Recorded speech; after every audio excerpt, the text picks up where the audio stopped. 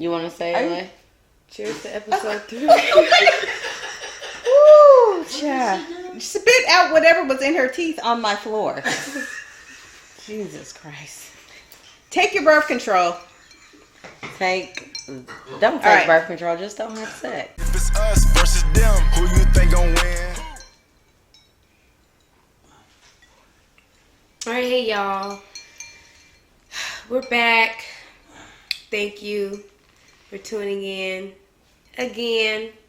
Sorry for the delay. Just a lot of things going on. Planning for Christmas. Yeah. And all that. But it's okay. Like I said on Instagram, y'all gonna get a video this week. And y'all gonna get a video next week as well. So we're back on track. And welcome to episode 3 of Now That We're Grown. So, as we had mentioned last episode, this week's episode is going to be titled Kids Are People Too. And I think what happens more times than not is the generational thing. However you were parented, you parent the same way. And I think what happens, or what people fail to understand, is that you are not your kids' only influence. Once they go out into the world, starting from daycare, except for your kid. Yes. Inside joke. But they develop their own personalities, their own views on things, or how they see other people's lives structured. And that helps develop who they are as a person. And when they bring those influences back into the house, or, back into your living space or into their environment, I think that needs to be taken into account. Agreed? agreed. Yeah, and I mean, I'm in education, so I believe it. You spend 8 hours somewhere else, and then you go home, and if you're like me, by 8:30 you're in bed. So you're at school being influenced by these people more than you are at home, and me making these rules and all of that. It's hard. Right. Parenting is hard. Parenting is very, very difficult. So I'll just start with myself. So I believe I shared with you all in our first episode that my mother, in my mind, she was the disciplinarian. And sometimes more than not, I felt like she was a bit of a tyrant. Because I'm just like, lady, come on. So the most impactful thing that to my most youthful recollection is when my mother met Black Jesus. So when we first started going to church, we went to Catholic church. 1 hour, coffee and donuts afterwards. You're back at home chilling by like 11:30 tops. So my aunt, rest in peace, Aunt Ruth, introduced my mom to Black Jesus. And if you're familiar with Black Jesus, it's all those memes that you see on social media where Shirley Caesar is like, beans, jeans, whatever, that type of thing. So my mom gets to Black church, and the Black Jesus leader says, you can't do this, you can't do that, you got to come to church all the time. And one of the things that you can't do is wear pants. And they, as they do most times in church, there's, like they did in slavery, there's a Bible verse that they can apply to everything. So it was Deuteronomy 22:5, right, Mom? 22:5. The woman shouldn't dress like a man, the man shouldn't dress like a woman. Where they got that from when everybody was wearing robes back in Jesus' day and BC? Yeah. So, mind you, I'm going to Catholic school with a uniform. It was blue and white. I had my little blue corduroys with my blue cardigan and my white button up with the Peter Pan collar. Killing it. My little JCPenney penny loafers. I'm doing the thing. So my auntie, again, rest in peace, St. Ruth, she introduces my mom to Black Jesus. And at Black Jesus church, you can't wear pants.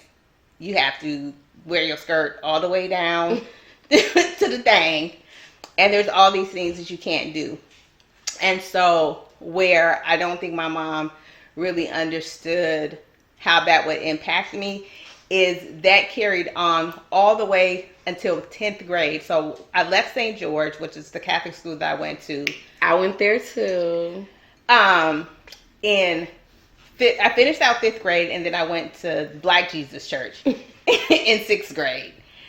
And outside of that, I still had friendships that I had developed in the neighborhood and just friendships from when I went to school. And I don't think she took into account the trauma of, why you don't ever have no pants on? It's snowing outside. It's raining outside. Why you always got a skirt on? And it's, it's not quite, it's not quite Amish length, but, close enough, right to the calf. Probably right here to the ankle. Right. And so it really like messed with me because my little sister, she went to church with us and lived with us and everything, but she had outside parenting that allowed her to wear pants. So everywhere I went, I wanted to bring my little sister because she had pants on. And that meant somehow they'll think, I still get to wear pants. I just chose to wear this skirt. And that messed with me to the point where, here's the story. I get my first little job. I was working it was like JC's Bingo, and I had to be a telemarketer. My first check, child, I went and got some Levi's, and let me tell you. You wore them down to the ground. Man, listen, I was so scared to wash them. I just kept ironing, and they was stinking. They was stinking and itching. Oh and my God. I caught the bus to school, and I would go behind the dumpster behind Phyllis's. This lady named Phyllis that did hair at our church. She had a beauty salon by our house. And it was in like this little plaza, and there was this dumpster behind her shop. I would go behind and had to put them jeans on, and I wore them things down. This TMI. I had like started my period in the middle. Okay, and I was so scared to wash. Oh my God. I was so scared to wash. That is nasty. Now, hold on, I did clean them now, but I'm just saying how scared I was to wash them that I didn't put them in the wash. I had to like hand wash them and, get the blood out and then put them in the dryer because I was scared. Like, you never knew when she was going to pop up. So they be in the washer. She'd be like going downstairs to get something. Where these come from? She didn't wear no jeans. Right. So she was going to be mad that you had jeans. Where did I get them from? I had to lie and say, oh, so-and-so left them at the house. And she didn't let nobody stay the night. Damn, you didn't have like company or Let me tell you something. So we church all the time, no pants. So much so that we had midweek service on Thursdays. It was probably like the third season of the Cosby Show that I had not even seen finally. And everybody had a crush on Theo but me because I was at church listening to Black Jesus telling me what I could and could not do. So that's my little traumatic story. Like, did you introduce what this topic was about? yeah, kids are people too. Oh, okay. Yeah. So, mine is really just not being trusted, and my space, what should have been considered my personal space since when I got to clean it up. It's my room. When I'm in trouble and I don't want to be seen, it's my room. When I got to fold these clothes and put them up, it's my drawers. Well, that space being violated, I didn't like that. That is something that like really bothered me because it's like, as a child, do you have any privacy? How, I was raised, which is of course is, trickles down from how you were raised. No. Absolutely but in actuality, that's wrong. It is. Though. Yeah, right. In actuality, I should have some form of privacy. Even as a child. Like, I should be able to, find if I had something and I wanted to keep it between just me and God and I want to put it in my drawer, I should be able to put it in my drawer without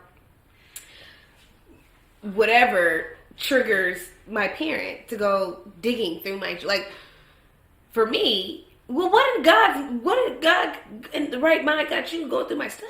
Yeah. But then it's like, well, I paid for it. But it's like, well, then why did you buy it for me? Why not I just put all my stuff in your room? Everything just goes through you. You dress me, you do all of it. But and then I feel like that kind of hinders how you will develop trust. Because if I can't trust my own mama, I'm not gonna trust nobody else. Yeah. And then, or it could be that, or it could be my own mama don't trust me, so I'm gonna go trying seeking trust from any and everybody and find myself in jacked up situations. So, you know, it was just, I feel like that is something that was a little traumatic for me. It's just not feeling like I could be trusted and not in my space not being respected. Yeah.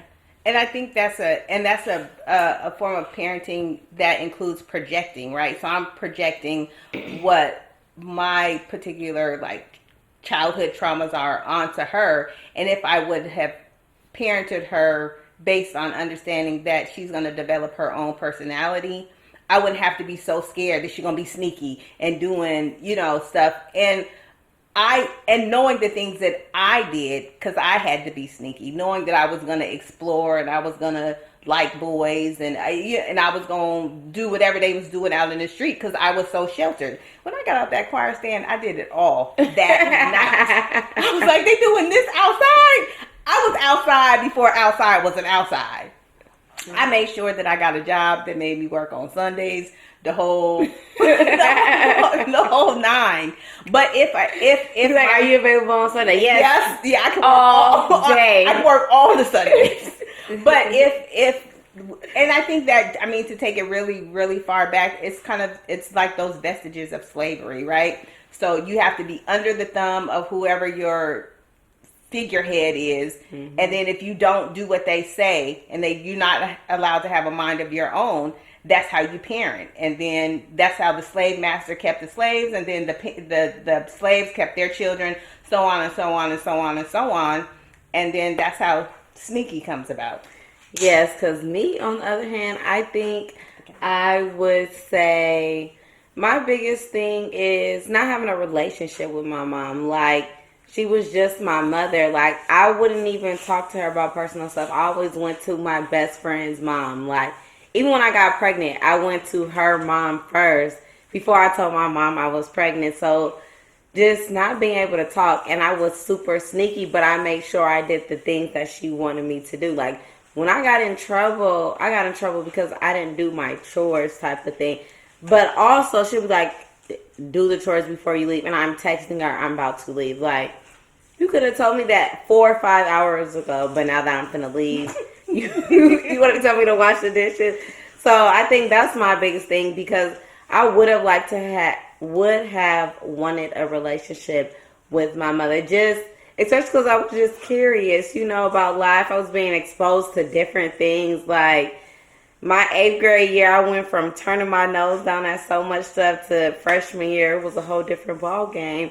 And that's just being in a different environment. So I think that's about it, though. Like, which is why, like, with my kids, I be like on it. I probably be telling my son too much, but I want him to understand. I feel like if our mom talked to us, we would be like, okay, that makes sense. Like, now that we're parents, we understand why she said certain things for sure, why she did certain things, so just all of that different stuff. But communicating goes a long way, and she tried to hide everything from us. So we trying to figure out what's going on. We making up our own stories in our head when it could have just been like, look, baby, mommy hard. I can't stand it. Whatever the case may be, or I'm irritated, work done pissed me off. Give me time, because I know me and Lay, like, when we're upset and we don't want to take it out on our children, we literally be like, okay, not right now. Like, give me about 5 minutes. I'm irritated. These people at work done pissed me off. They be like, why? Give them a quick reason why, and then go, because that makes sense, instead of yelling at me. I'm just trying to show you my puppet. Yeah, and you didn't do it, and that definitely, that's the reason for this podcast, is because now that we're grown, we can have those conversations, and I can show my what's the word I'm looking for? I can show where I can be very upfront about where I was wrong and where I missed the mark and where I didn't allow their personalities to develop and tap into them.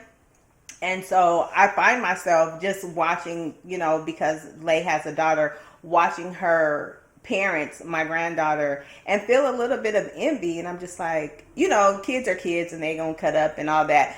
Not only does she parents in a very healthy way, and she parents at her daughter's level, and the open dialogue that they have, I'm just like, dang, I really wish, even something as simple as coming on your cycle, just no conversation, no celebration of that, of this kind of entryway into their womanhood or whatever. But can I tell y'all a story about that? Because y'all, when Lay was growing boobs, my mom literally had a nervous. Put a pin in that. My mom thought my sister had cancer, so I'm young. I'm like, what's going on? She's crying. She's calling my grandma. My grandma probably was at church, so she's not answering. She called my papa like, I think something wrong with Lay. She got these hard things in her chest. Just mind you, I was just laying there getting my ears cleaned out. I was laying there getting my ears cleaned out. My ears, something. I think I was getting my ears cleaned out. Yeah, I was getting my ears cleaned out. That's what it was. I was getting my ears cleaned out. I was laying in my mom's lap. How did she even start touching my boobs? Don't say it like that. But you know what I mean? Like how we even got on boobs and you're in my ear. That was probably seemed like a little pudge. Like, yeah, I think it was like a little poke out, like in a t-shirt or something. Yeah. And I, tapping, and I'm like, and it was only one, remember? Yeah. I think my right one. I don't think the other one had anything it in wasn't there. hard yet. Yeah. And I was so scared, and nothing in and we're a heavy chested family. Nothing in my mind said boobs. This is my baby. Like, she's not going to get boobs until never. Like, why would I think? So I had to go. I went to work or something. Yeah, because you had a doctor's appointment during the day. So my dad had to take my baby to the doctor, and I'm all panicking all day at work. And then he finally calls me, and I'm like, well, what's wrong? What's wrong? I'm like, my baby got cancer, or the tumor. He's like, well, she's just growing up. I felt so embarrassed. I was just like, and even then, nothing registered. It just, I think times are different now, and you just see things differently, and understanding that, kids are people too. And I agree, you're not your kid's friend or anything, but you have to set a good foundation for them to feel comfortable telling you the good, the bad, the ugly, and the thugly. yeah. This one right here. Thugger. Yeah. My number one thugger here. She put her through a lot, and I was just like the middle person. But we're good now. We're in a good space, and now that we're grown, you guys are gonna hear different stories. And I wasn't innocent either, but I was sneaky, and I learned. I got to learn from their mistakes. Remember, I just told y'all. Y'all not setting a good example for me. I be having to tell them, like, I be doing. I'm not setting a good example for you now. Remember we was texting? We can't tell people what we was texting about, but in our group message. Oh, yeah.